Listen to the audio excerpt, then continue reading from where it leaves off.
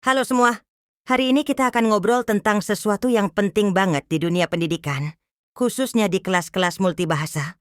Kamu pasti pernah dengar istilah pemerolehan bahasa kedua, atau yang sering kita sebut L2. Ini adalah proses ketika seseorang belajar bahasa yang bukan bahasa ibunya. Contohnya, anak-anak dari daerah yang pakai bahasa lokal belajar bahasa nasional, atau anak migran belajar bahasa baru di negara mereka tinggal. Nah, proses pemerolehan bahasa kedua ini nggak selalu gampang. Banyak tantangan yang muncul, baik dari sisi linguistik, sosial, maupun emosional.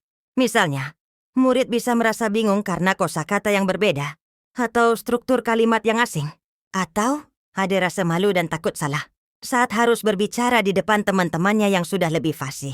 Di kelas multibahasa, tantangan ini bisa terasa makin kompleks, karena guru harus mengajar murid dengan latar belakang bahasa yang beragam. Tidak semua murid punya kesempatan yang sama untuk berlatih bahasa kedua di rumah atau lingkungan sekitarnya. Akibatnya, ada yang cepat paham dan ada yang perlu waktu lebih lama. Selain itu, tekanan untuk bisa cepat mahir kadang bikin murid stres atau menarik diri dari interaksi di kelas. Mereka jadi lebih banyak diam, takut mengungkapkan pendapat, dan akhirnya kehilangan kesempatan belajar yang sebenarnya sangat penting. Namun, jangan khawatir.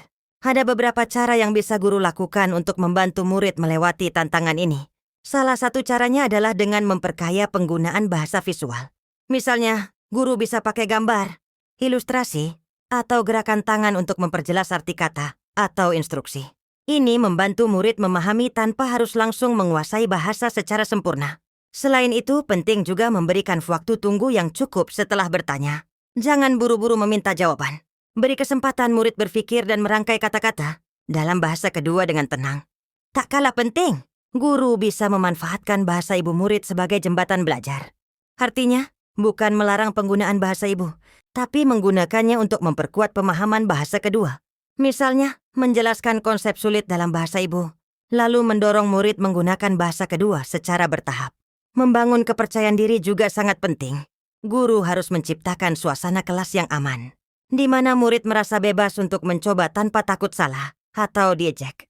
Berikan masukan yang positif, hargai usaha murid, dan jangan fokus hanya pada kesalahan. Intinya, proses pemerolehan bahasa kedua bukan soal cepat atau lambat, tapi soal seberapa nyaman dan didukung murid dalam belajar. Karena saat murid merasa aman dan percaya diri, mereka akan lebih berani berinteraksi, berlatih, dan akhirnya menguasai bahasa kedua dengan baik. Sebagai guru atau pendidik, peran kita sangat besar sebagai jembatan bahasa dan budaya, membantu murid bukan hanya belajar kata-kata, tapi juga merasa diterima dan dihargai dalam lingkungan yang multibahasa.